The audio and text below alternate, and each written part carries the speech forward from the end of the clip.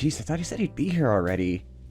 Daniel, are you here? Where are you? What's going on? Whoa! Oh, sorry about that. I hope I'm not too late. I had to go and visit the Danielverse to make sure that everything was okay. Oh, did he meet Vincent Van Gogh there? As a matter of fact, yes. But yeah, you see, like, I made this whole little Danielverse because everybody's doing it. It's a hot new trend. And, I wanted to strike while the iron was hot. You, Billy the Kid, Ramses the Great. You just gotta, bring them all in. Spiderverse. So, today we are talking about Spider-Man Across the Spiderverse. That's the title of it, right? Yes, okay. Spider-Man Across the Spiderverse, coming to us again from Sony Pictures Animation. It's the follow-up to 2018's Into the Spider-Verse, which was the single greatest pivot I've ever seen a studio make. I want to have, like, there was it like 15, 16 months between Sony Animation releasing the Emoji Movie and Into the Spider-Verse. I mean, they're clearly on very similar levels of quality, right? Patrick Stewart poop emoji. I mean, that's a classic. For a select few, maybe. But yeah, so this is kind of the follow-up to that, and it's, so it follows Miles Morales on the next stage of his adventure. And it's interesting because we got new directors on this. I think new writers. I'll kind of double check that, and I'll flash the answer on the screen here. And yeah, this has kind of been a huge phenomenon in the little film, the film lovers space. So yeah, kind of kick off. Letterboxd is a new favorite movie. And indeed it does. So now the question is, what did you think of Spider-Man Across the Spider-People? I think keeping it very, very broad, I enjoyed it. It's a fun ride. I really like the first one. I do feel that, this really kind of revisits and in some ways improves on the things that I liked, especially aesthetically, about that film. But I also do have some complicated thoughts, feelings about it. And honestly, I feel like it's the same way, because I feel like we have to, like, tread carefully here, because like, if you look on my Letterboxd profile, I get this like an 8 out of 10, and on like my little scale, like an 8 out of 10 for me is a film that's like really, really good. That's like like for me, an 8 out of 10 is like a very exceptionally good film. And I've had some comments of people saying, like, why did you only give it an 8 out of 10?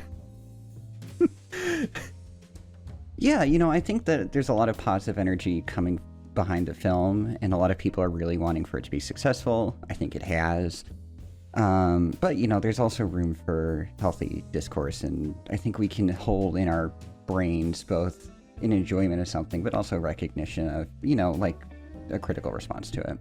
Yeah, and it's, we both want this movie to be successful, and it has been successful. Like, this movie, just in its first weekend, has already broken even. Like, worldwide, it's taken in $208 million, and it has a $100 million budget. So, like, just a little underdog there. They're on their way. They're yeah, it's like, it's really wild to see, like, how much stronger the response has been this time around. Because as much as, the first movie was so impactful, like, so many people loved it, it didn't really make that big a splash at the box office. It's like, it still made a lot of money, but it was like, I think it was like 300 million, like a little under 350 million. So it was like, it did well, but it wasn't like a runaway smash. Sure. Well, I guess there's precedent now, and people kind of know what they're in for. There was that whole, crafted response to kind of the Sony bad idea vis-a-vis Spider-Man. So, and Lord knows that was, never manipulated and used cynically by Disney. But I think that we've overcome that hump at this point, and it's like, oh, okay, they're we're in good hands here, essentially. Yeah, you know, it's, again, wild turnaround from the studio. Yeah, so that's kind of, you know, we'll dig in a little bit more. So we kind of structure this so that we'll talk about like the first half of the movie, and we'll try to avoid like big spoilers kind of stuff. We'll just talk about like the first part of it, and then we'll talk about the big spoiler stuff later in the video. We'll do a little alert for that, a little wee woo. A warning. So movie opens up with Gwen, actually, with Spider-Gwen. And right away, this is kind of interesting how she becomes a much more prominent character in this movie than in the first one. Because in the first movie, that was very much Miles' story. And though this is still his story, it also feels like half of it is Gwen's story now. Yeah, she's got much more of a presence here. Yeah, it's, you know, it's really nice. You know, exploring, again, this idea of like, you know, I guess, well, she wouldn't be Spider-Man, I suppose, but, you know, seeing this character being explored through different kinds of people.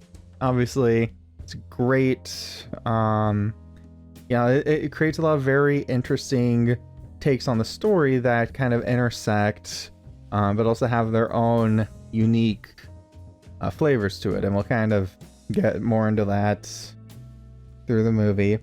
And we see she encounters like Vulture, but he's like a Da Vinci style drawing of Vulture. And again, like this opening is so interesting because you can tell right away they've kicked the animation up to 11 with unique styles.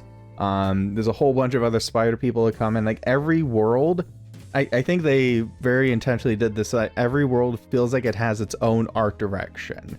It feels like it's very like announced, like, okay, we're here, like slam the doors open. You know, I think in a way it's maybe my favorite sequence in the film, just because you've got such creativity and such like range that we're seeing. Like you're saying, the kind of Da Vinci sort of sketchy line drawn Vulture versus our smoother animated Gwen and the other two that show up, and even they've kind of got different takes on the more like, you know, 3D computer animation. And then like their worlds are intersecting with the weapons and stuff that Vulture is using are things that fit within a Spider-Man kind of thing, but are again with that sort of Renaissance. He's like Greek fire, like the Green Goblin pumpkin things and that kind of stuff. So it's just such a confident way to open it. Be like, all right, you remember how we left it off the last time, and we're going to kind of kick it up even more so. Yeah, it's a great opening. And we also see more of like her backstory in her universe. And it was really interesting how Peter Parker in her universe was like a villain. You know, like he tried to like turn himself into like this reptile monster, and she didn't realize that it was him. So like when she fights the creature, she deals like a fatal blow, and then it turns into Peter afterwards, and she's like, oh my god, what have I done? And now she's wanted for the murder of Peter Parker because nobody really like understood like what was actually happening there. And the person leading the investigation is her own dad. So there's all kinds of, you know, drama with that. And with this museum fight at the beginning, you know, she gets cornered by her dad, and she like unmasks herself, and she's like, you know, listen, like, you know, I didn't do that. But he still tries to arrest her, and the spider people save her and whisk her away to join their little multiverse police. And we're gonna get to that a little bit later. And meanwhile, we see like Miles, and we see like this fun thing of him like, you know, balancing being Spider-Man and just being like normal Miles, trying to connect with his family, do well in school. You know, kind of like you get the stuff you kind of see in these kinds of movies, you know, like, yeah. When I say these kinds of movies, I specifically mean like Spider-Man movies. That's like the conflict of every single one. You see him, he has to fight like this dumb villain guy called the Spot, who's like, you know, he's trying to do like petty theft, trying to like get into like an ATM with his little interdimensional holes. And this movie does a really good job of having like little like reveals, like little twists put in there. Because like you see this guy, it's like, oh, this guy's just like silly guy. You know, maybe he came in from another universe or something. Like, but then it gets revealed that this is Bagel Guy. This is a guy that gets bageled in the first movie. Iconic. Yeah. This is the one thing we were learning. Bagels and multiverses do not mix. Apparently not. Did you see the little Everything Everywhere All at Once nod that they had at one point? I didn't actually. There's so much in this movie. I probably have just like. Yeah, there's a lot of details. There's a little like billboard. Oh my god, that's so fun. It's like, yeah, it's like, and he got left in the blast of the first movie's climax, and it's because it's like because Miles realizes that, oh my god, like I made this guy. And again, this sounds like a really cute. This also, because like it's this dramatic moment, and it also has like this fun kind of like comic element to it, where it's like, his dad is with him, but his dad doesn't know that it's Miles. And his dad's just like, Spider-Man, why'd you make that guy? And he's like, no, I didn't mean to. Like, what's... Yeah. But it's still got this very light energy to it. It's kind of like Looney Tunes meets Portal or something. Like, the stakes are still pretty benign at this point. Yeah, it's like, like this, it kind of gets like, gets played up a little bit, and then the Spot like literally kicks his own butt and he like disappears into himself. So it's like at this point it's still a little like farcical. And like very much that kind of Spider-Man vibe to it. Saturday morning cartoon. Yeah, it's like, he's trying to, his family is like, frustrated because he keeps getting distracted by like villain stuff, but he can't tell them. He's like, well, how they can respond. And, as this is going on, we have just seen what happened with Gwen when she, I guess you could say she came out as Spider-Man to her father, and that went horribly wrong. So it's like, so we kind of get like, yeah, like, all this, we kind of see what the worst case scenario could be. Yeah, well, and it's just from like a storytelling perspective, it can be a really, this basic kind of framework to hang things on. It can be a really effective vessel for, like all the varying anxieties that kids might be going through coming up and feeling different for any number of reasons, and kind of having this, thing that they're worried about, and the various responses the parents have and do have for good or ill. Just kind of using that to kind of have something for kids to see and point to is like, okay, like you're going through a lot of X, but you're not alone. Yeah, and I feel like, especially like one thing I think was especially coded into here intentionally, and I have a few friends who have pointed this out that said they've connected to this, is this idea of like Gwen being coded to be like transgender, and because you can see like there's like a poster in a room with like like trans flag, protect trans kids. There's like a transgender flag patch on her, and also just like the colors that are used, because we didn't even mention this, like when there's a confrontation with the father, like we have like these the lighting in the movie is it becomes very stylized as like bright colors, very intense visceral colors that are used in a way that's, the first movie did it a lot, but this movie like pushes it even further. Yeah, she's got this kind of watercolor palette associated with her during these like really emotionally heightened moments, especially with her father. I almost like wish they used it more, because it's such a unique thing that's specific to her, and it'd be interesting to kind of see how they would have played with it. But it really does kind of put a button on a couple of important conversations she has with him at various points in the film. It kind of draws them out and heightens everything, like you're saying, and renders it a lot more kind of elemental. Right, and I think there's like, in the particularly very powerful conversation, we won't get to that too much yet, but in like one of those moments, there's very strongly the trans flag colors, Mm-hmm. you know, and that's great to see. You know, it's because trans people are cool. Very Facts. yes. Coming back to Miles, and Gwen meets up with him again, and she's part of like again this interdimensional enforcer group now, and they hang out and have like a little thing going on. It's really cute. I like the shot of them. They're sitting like they're on like a little like water tower, and then they cross like the underside of the little gargoyle perch thing. I don't know what the name is. I think it's a buttress. I don't know. But like they're sitting upside down. But the whole camera is flipped, so it's like they're right side up, and the hair's kind of going up, and then the city's upside down in front of them. It's like, that's a cool shot. It's so cool. Yeah, they really play up that kind of sticky feet kind of gimmick, I guess, or like you can really get a lot out of that. Like even there's an escalator in their little HQ that they're all upside down, because why would you need a floor if you're a spider person? Oh my gosh, yeah. So yeah, just a lot of like creative, like as far as like, okay, what can we do with these characters or this situation, and then like kind of like pushing it, not just sort of settling for a simple waiting animated sequence or something like that.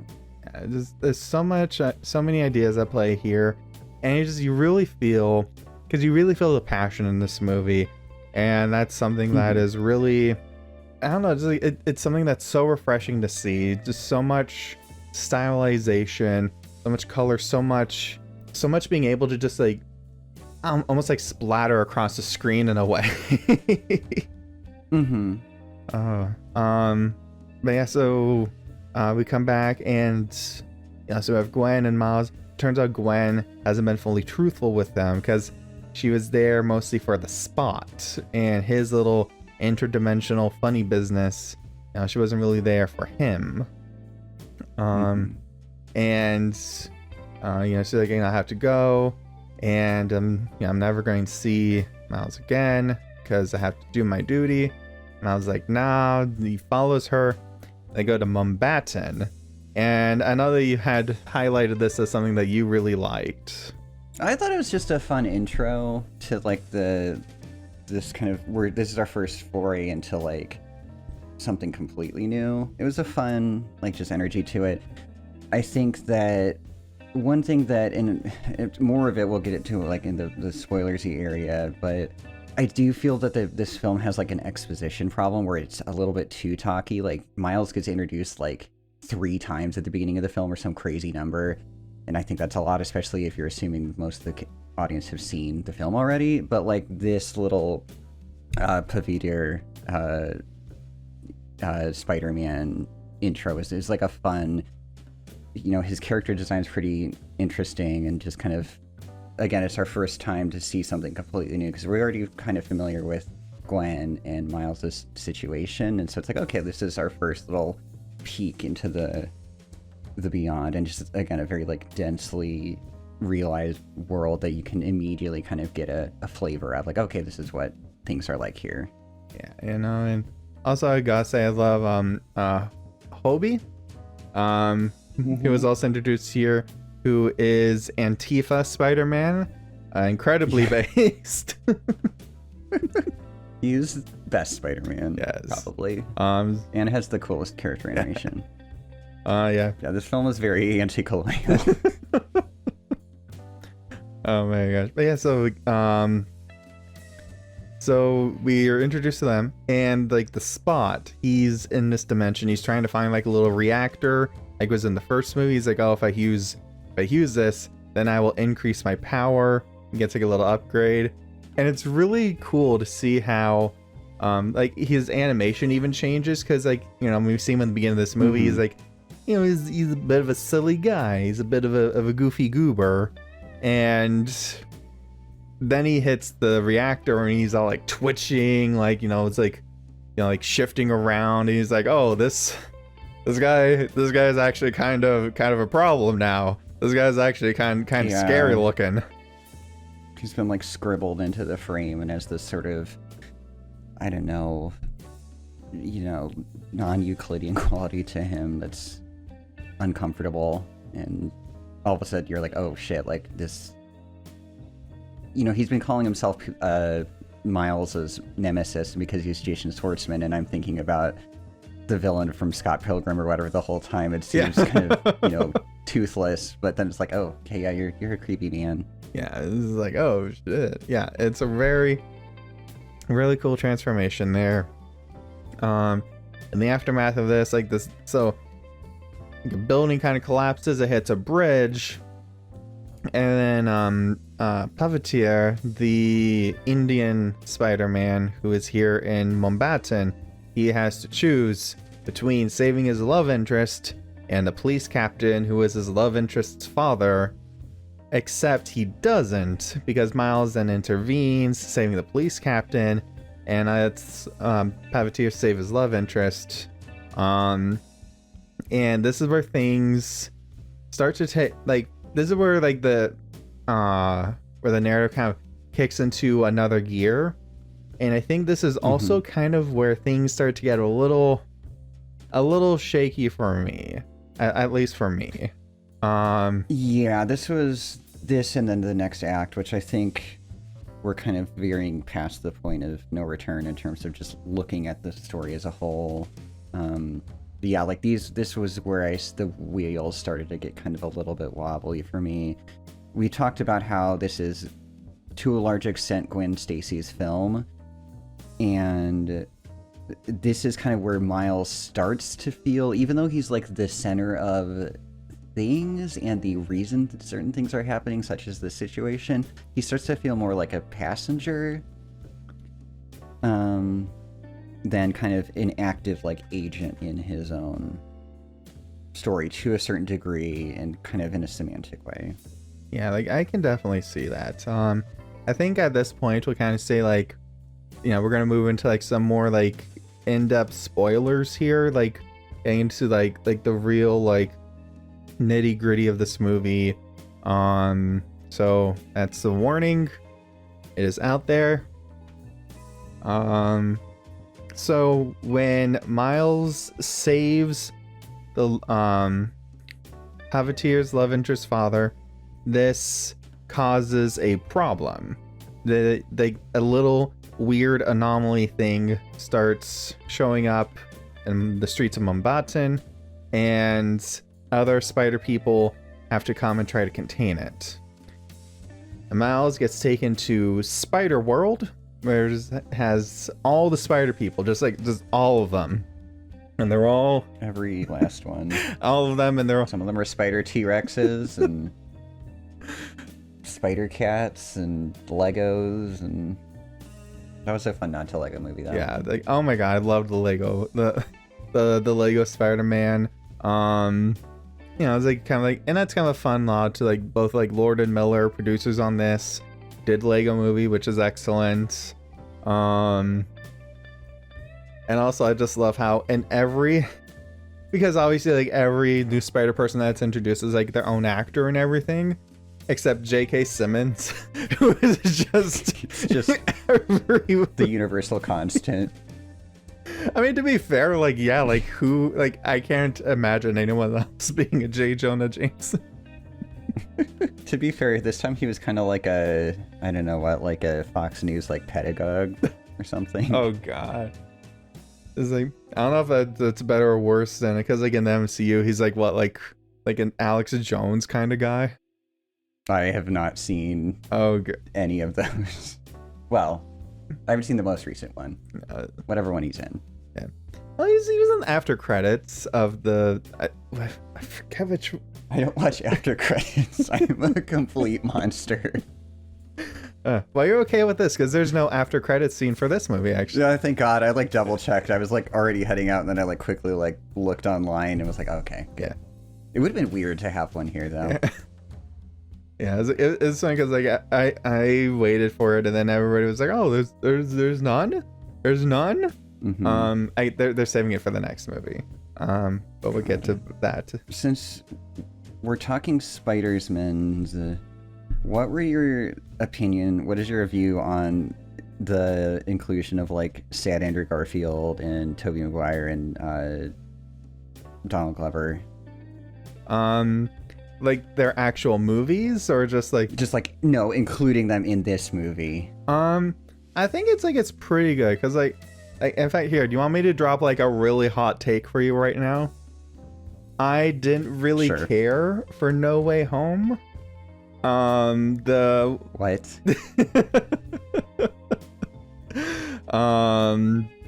Just because like, I feel like these Spider-Verse movies do a lot more with the idea of like, oh, other spider people coming together and doing stuff.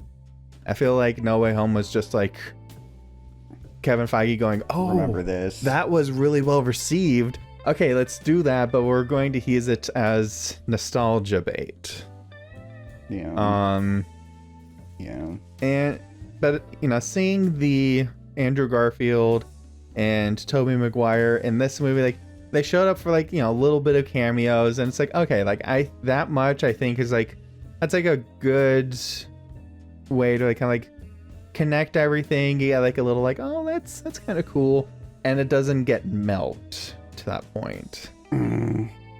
I appreciate what they're doing with it, but I kind of fucking hated it. No. It just looks so bad. Like Donald Glover's like eyeline didn't match anything, and it just looked fucking weird. I don't know. I hated it. Is that like it was gross. Is it a joke I'm not like privy to? Like, is there like some like Donald Glover Spider-Man? Yeah, he was in the first, what's his little baby boy one? Not Toby Jones. Oh my God, Tom Holland. Toby Jones would be a great Spider-Man. But no, he's like in one scene in that, and I think he might even be the Prowler character, because that's kind of what he is in this. But I don't know. I don't remember his character's name. I just remember like, oh, it's Childish Gambino. Oh, he's no longer in the film. Oh, no. Okay.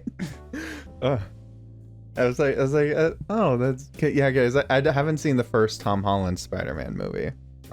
It's fine. It's whatever. Yeah, I was like, it's, yeah. But where was I? Okay, yeah. So the Spider People. Anyway. I think like this movie has so much going on that it's so easy to kind of get sidetracked to like the little details, because there is a lot to kind of like go in and be like, there's a lot crammed in. Okay, so the leader of all the Spider People, the Alpha Spider, is Miguel, and he explains that Miles has messed up the timeline of Manhattan and potentially destabilized that entire little universe. And it turns out, so there's these things called like canon events that every spider person has to experience. It's like, every spider person has to lose an uncle. Usually it's an Uncle Ben, but Miles had Uncle Aaron in Spiderverse. And if these things don't happen, then the universe will like cease to exist. Like Miguel knows this because he tried to hop into a Spider-Verse where his family was alive, and like reality literally like crumbled, and people were like fleeing from being deleted by reality. It's terrible. It's pretty bad, I would say. And so by Miles intervening in Manhattan, he has caused a canon event to not happen, and that's bad. And then he finds that another big canon event that he will have to face is losing a police captain person that's close to him, and he realizes that, oh shit, my dad is about to be promoted to police captain. And he wants to stop it. Leads to this big old chase where Miles is being chased by all the spider people. They're like everything, and it's just this wild, crazy stuff. Again, like the animation is just going hog wild on every way, and we get like this confrontation where Miguel shouts out that Miles himself is not only an anomaly, but he was like the first anomaly, and like the spider that bit Miles was actually not supposed to be in that universe. It's brought over from another universe, and he shouldn't have been his universe's Spider-Man, and it's his actions that have now precipitated all these other anomalies. But Miles goes, nah, I am Spider-Man, and I'm going to choose my own fate. And this is where I apologize for rambling a lot here, but this is just where this is where I'm like, okay, I'm starting to kind of question some things here. Because I feel like this movie is kind of starting to get a little too meta for its own good. Because if Miles wasn't supposed to be like the spider person here, you know, and it kind of makes sense with the first movie of like, oh, you know, like, because they had a Spider-Man, and then Miles' presence like distracted him and he got killed, so Miles had to step up and become Spider-Man. But then why didn't the universe like tear itself apart then? Because there needs to be a movie. And it's just like, well, if there's no canon event to like initiate it, maybe it's just kind of in a holding pattern, because there hasn't been that initial, like, they say that every spider person gets spider bit, so maybe since it hasn't happened in the other one, it's like on pause. It's like, maybe CinemaSins looks at it, and if they decide to complain about it, then the universe, with a bing, the universe dies. Yeah. See, I was having the same like kind of moment as far as like, this is where I start to kind of sour on the film, at least as a story or whatever. I kind of came at it from a different like angle, because like I was sitting there and his giant exposition dump starts, and I'm like, okay, buckle in, this is going to be a lot of yammering. And so my brain started to go into dial tone. And then I kind of had this out-of-body experience from like, wait, like, you know, okay, it's interesting that they're using canon to like kind of talk about how like Spider-Man has been kind of rehashed a bajillion different ways with these kind of totemic moments. Like, okay, it's kind of cute and clever from that perspective. But then I'm like, well, are we kind of like nearing this threshold with all these films that are doing all this kind of metatextual like commentary, you know, even like, I don't know, the MCU aside, it's like, okay, are we just at a point where in order for a story to be like quote unquote good, does it have to be commenting on itself, or does it have to be, you know, aware of all of its tropes and tell you that it's aware of them, and therefore it's okay to like the story, where it's like, why can't we just have a story on its own terms and enjoy it for that? And why do we need these massive multi-part, universal like things that are, you know, going? And I'm like, why am I having this giant existential crisis during this movie? And I was like, oh, it's because this fucking expedition dump is boring as shit. Like, so I just kind of took it all at face value. It was like, okay, fine, like, it's okay, he's the original one, sure, okay, Mr. Vampire, it's fine. I don't care. Oh, you need to sit down a little bit. You needed a paper bag to breathe into. I feel like the multiverse is too much for our little minds. We can't comprehend it. Oscar Isaac's too powerful. You know, it's a very but yeah, it's because, you know, the way that I kind of approach this is that, you know, because nothing I'm about to like kind of like complain about here, like the things that I'm questioning here, I admit it was like, it's a little CinemaSins-y, where it's like, oh, why isn't that adding up? Because ultimately, like, the emotional core of this is really just Miles is like, he has to save his father, because like, of course he does. He loves his dad, he loves his family, you know, he, you know, hasn't quite been there for them the way he should be, and he realizes that, and now like he has to save them. Oh, you know, all these other people are telling him, no, you can't do that, you're not allowed. You know, like that. Yeah. It's that's the story there. But the mechanics of it are just a little kind of out there. And like, you know, and so I'm going to put on my mean snobby critic hat.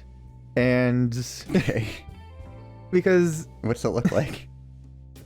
Whatever Doug Walker wears. Okay. Oh God. But it's so he again, it's like, you know, if Miles is an anomaly, why didn't his world fall to pieces. You know, I said that. And I was like, he couldn't be the first anomaly because Miguel went to another world and then made it fall apart. Unless he did that after Miles did his thing. And then that runs into my other question of if all of this, like, you know, Spider, you know, multiverse policing team was all made for Miles, then how did so much of this infrastructure and this team get organized so quickly? And that time frame is especially shortened if Miguel, you know, realized, oh my god, the universes can collapse after Miles did his thing. And again, like, you know, all of this is like, okay, like, this is all just mechanics to deliver like this core story, and that core story is still compelling. But when this is the #1 highest rated film on Letterboxd, as it is right now as we're recording, I'm gonna have to be a little extra hard on the movie. I have to bring out the big boy ruler. I have to... Sure. Yeah, like, you know, kind of like actually like think about it a little bit, not just because the bestest, because the Spider-Man's. Yeah, you know? Yeah, I agree with what you're saying, and, you know, I think that the problem for me is, like, it's telling me that it's having a character arc, and and the characters are saying that they're having a character arc, but, like, it's kind of stagnant, and it's like, okay, if this going to be this simple story, or not simple, but, like, if the real emotional core of the film is about him and his relationship to his parents and his relationship to Gwen, and, you know, how he's in sort of found himself in conflict with Miguel, it's like, okay, yeah, but, like, this movie is 2.5 fucking hours long, and it's half of a story, like, and I get the point of having, like, I get what sequels are and stuff, but, like, it feels more chopped off at the knees than, like, there was a sort of resolution here, or something got kind of stagnated. It's like, okay, we just sort of are at a point in his general trajectory, and it's like, all right, it's done now. And that's what kind of sours me to this, because, like, this is bloated, and it really could have, like, we could have slimmed this down and told that whole story that they're promising us, and we don't even know how it's really gonna, you know, wrap up, but through artifice rather than through, like, storytelling, like technique or whatnot. I think you hit the nail on the head, is that because, you know, everything that you're saying, everything that I'm saying, kind of get cut short with, oh, the story's not done, you can't judge it yet. You know, maybe Miguel is being dishonest, or maybe something is misunderstood by the characters. You know, maybe the thing that feels bloated now is going to feel just fine when viewed as a 5-hour mega movie. Right. You know, and that's the thing, is like, it's, you know, releasing a movie like this that is very intentionally left unfinished and open-ended for its second part to finish.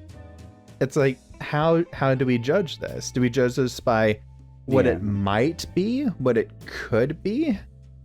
Because maybe apparently that's enough for Letterboxd.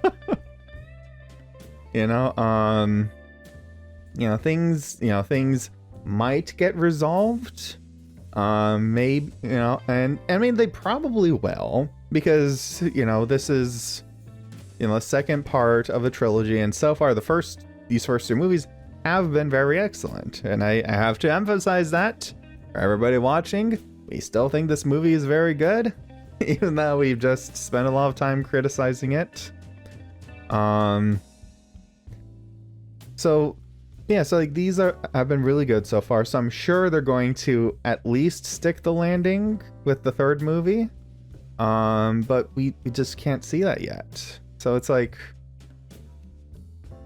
what do we... Yeah, it's sort of pending review at this point. You know, it's like, you know, if, you know, God forbid, like, if it the last part kind of falls up, if it falls to pieces, and, like, it's going to really influence how I see this movie. If it's really strong, then I'll probably see this movie as even better. Yeah, we'll see. Yeah. So Miles, he goes on his way, and Gwen gets sent home And there's actually, like, again, we were kind of hinting at this before, but, like, she finds her father, and they have, like, this big resolution between them. Like, she tries to explain herself, and, you know, and they come to a new understanding. And again, it's really good. It's like, go ahead. Yeah, it's really heartfelt and a nice little kind of interaction, and that felt. It was nice for Gwen to kind of catch a break. I thought that, like, I knew that this was going to be, you know, we were going to have some sort of cliffhanger. I thought that it was going to turn out that her dad was going to die, and that was going to kind of be a button on this film or some sort of thing that was going to happen. But it is nice that it turned out in this little more positive fashion. Yeah, you know, it's a very, you know, and again, like, these emotional moments through the movie where, like, you know, these characters have, like, really good heart-to-heart conversations with each other. There's, like, you know, the drama in this movie is very strong. And then now we... Oh, and that's what kind of organically, talking about conversations, that's what organically kind of prompts Miles, and therefore the audience of momentarily later, kind of his final point. He's talking with his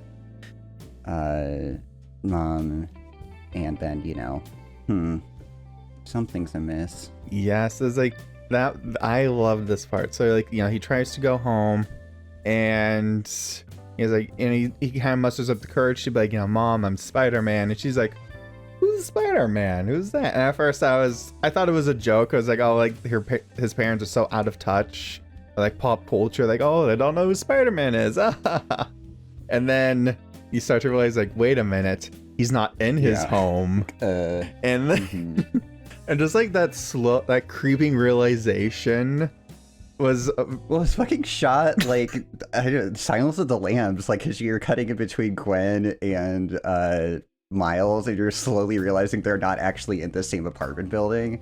And no, and you're like, oh. And it's like, oh my god, Jonathan Demme, is that you? I know your editing tricks.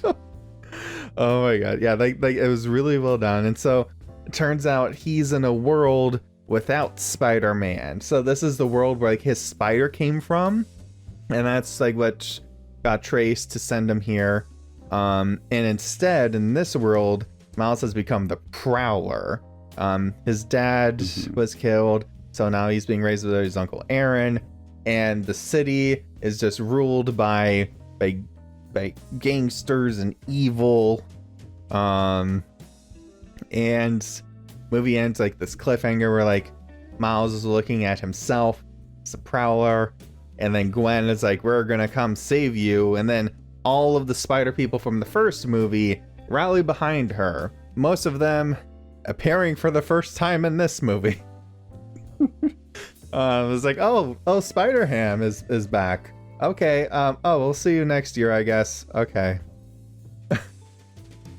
Yeah, I think that's kind of what was that perfectly sums up my, like, kind of mixed feelings on this, like, execution versus, like, intent. Because, like, the reveal, like we were saying, is really interesting. Like, there's that kind of slow reveal, and then there's the shock with Miles and stuff. But, like, it's even something that if you were, I guess, paying attention, you would, because there is, like, a tossed off, oh, it's Earth 42, like, when he plugs it into the little computer or whatever. It's like, you probably could start to put it together, like, even beforehand, and that's always kind of fun when it's like the clues have been, like, breadcrumbed out for you, but you don't quite realize it. So it's interesting in that regard, but then, yeah, like, it's kind of like, oh, I guess we have to wait some more. Yeah. Oh, I just spent 2 hours and 20 minutes. Okay, I guess I'll wait some more. Yeah, it's just, like, it's a very, you know, and definitely, like, when it comes down to it, I think, you know, the movie's biggest problem is that it has so much ambition, and it doesn't always have a handle on it.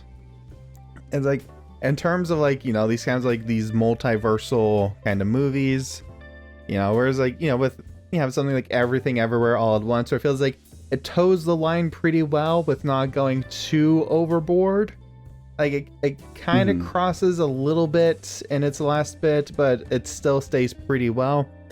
It feels like Across the Spider-Verse takes, like, a step to where it's like, okay, you're getting like a little bit much now. You're getting a little, might be a little bit more than you can chew.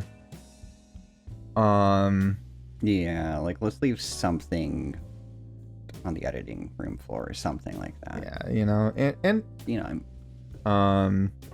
but again, it's maybe they're gonna take these ideas. We're like, oh, like, don't know about that, and they're gonna do something really amazing with them. It's all gonna pay off next year, maybe.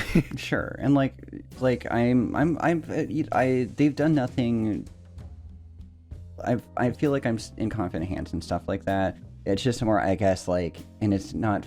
I try to, you want to approach every film on its own merits and stuff, but I guess just on a larger level or a meta level, if you will, I'm just kind of getting tired of these part 1, part 2 movies. It's just like Mission Impossible next month, the Deathly Hallows, all these other. It's like, do we really need to chop this for time? And I don't know. There's times when it's merited. There's times when it feels excessive, and just because we don't have both of these, I don't quite know. But I'm also just kind of feeling used. Yeah, it's like, like one of the things I like about going to the movie theater as opposed to like watching television is that I can sit down and get like a complete story within 2 hours, even in like a connected cinematic universe or whatever. Like, I still feel like I'm getting, well, not as much anymore lately, but you can still like sit down and be like, okay, I'm getting a complete story that has like little strands here and there. And with this one, it's like, it's like, because, it's one of those things where if I was like, talking about like recommending this to people, and I mean, I feel like we don't have to do a recommendation. Like, if, people know if they're going to like this, they've probably already seen it, or they have plans to see it. Or twice. Yeah. I know some people who have already seen it twice. But if somebody's like, oh, these like animated Spider-Man movies, would you recommend this one? And I would have to say, only if you've seen the first movie. Otherwise, it's not going to make that much sense. It could be, I mean, imagine somebody going into this without having seen the first movie. I think it would be a lot more overwhelming. It'd be there'd be a lot of catch up to do. Yeah. But again, though, overall, very ambitious, lots of great characters, great drama, amazing animation, like, holy shit. I know some people like there's some people who are already clamoring for this to be like a best picture nomination. I don't know if I would go that far, but I think possibly like best directing could be very much in the conversation. I don't know. There's too many movies to come. It's also hard what's like animated. How do you square up animated versus live directors? Has an animated film been nominated for direction? I'm not sure. There might have been like a couple that have been. I'd have to double check. I think like a couple like Pixar or Disney movies have been. Well, I mean, I know like Beauty and the Beast was nominated for like picture. Yeah, that was picture. But yeah, just like because just visually, the way that it's put together, like I think the visuals are like absolutely like the strongest part of this movie. And it's just incredible to see it all come together. Yeah, I think it's clearly like a cohesive vision. It's clearly by people that really love Spider-Man and really want to like tell this fun story with this huge sandbox, and maybe they just go a little bit too overboard with their sandcastle. Yeah, so any final thoughts from you? Well, for some reason I just have in my notes the phrase Miguel O Hara's ass contouring. So I guess I'll share that with the public. Okay. That's cursed. Well, with that, I wish you all a good night, everybody. Thank you so much for listening. This has been A Goat and a Fox Talk About Movies. I'm Daniel. And I'm Reynard. And we'll catch you in a couple weeks. Thank you so much.